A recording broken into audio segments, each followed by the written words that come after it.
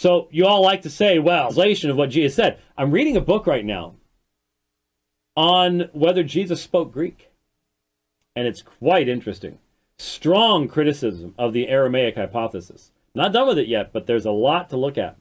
Because it was just sort of a given in my seminary years. Well, I'm learning more and more that you've got to look at what's a given in those situations. But let's say it was Aramaic. There are a couple places where very obviously, do you really think, ever thought about this one? Do you really think Jesus was speaking to Pilate in Aramaic? You think Pilate would have spoken two languages, Latin and what? Greek. So, given how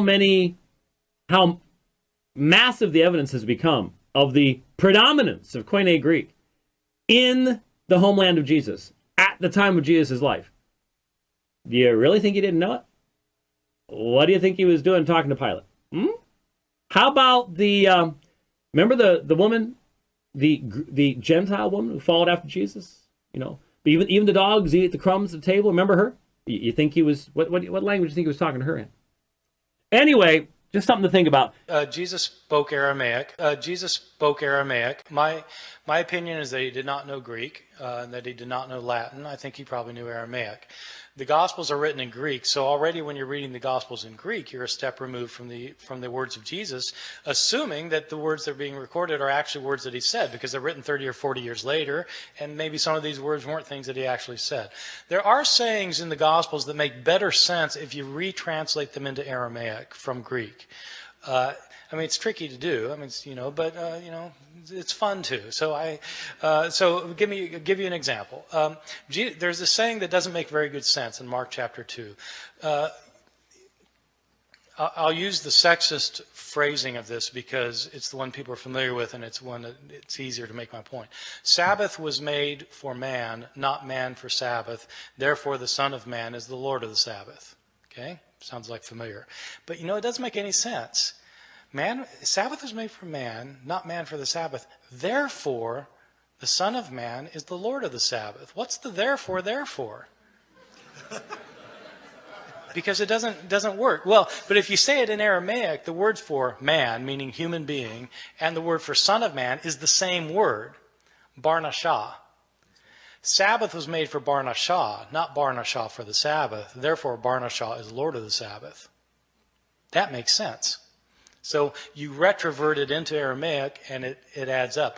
And there are other sayings, just as a side, so you need to do that, actually, if you're doing the historical Jesus study. The other side of that is, there are some things that cannot be retroverted back into Aramaic, which means Jesus probably didn't say them.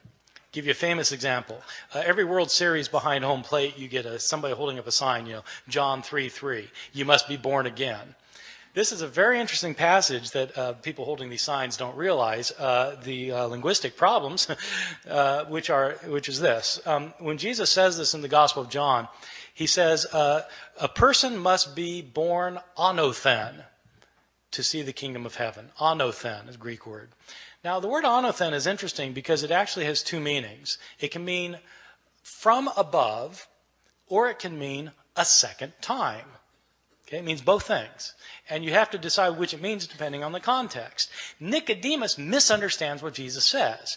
Jesus is saying you have to be born from heaven to see the kingdom of heaven. And Nicodemus thinks, I've got to go crawl back into my mother's womb and be born a second time?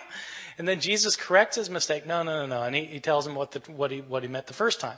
So the conversation hinges on the double entendre of this word anothen, the Greek word anothen.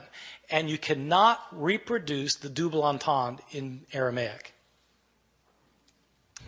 So the conversation hinges on a particular Greek word that doesn't have a parallel in Aramaic, which means the conversation couldn't have happened like that. So, how about Hebrew? No Hebrew either. Yeah.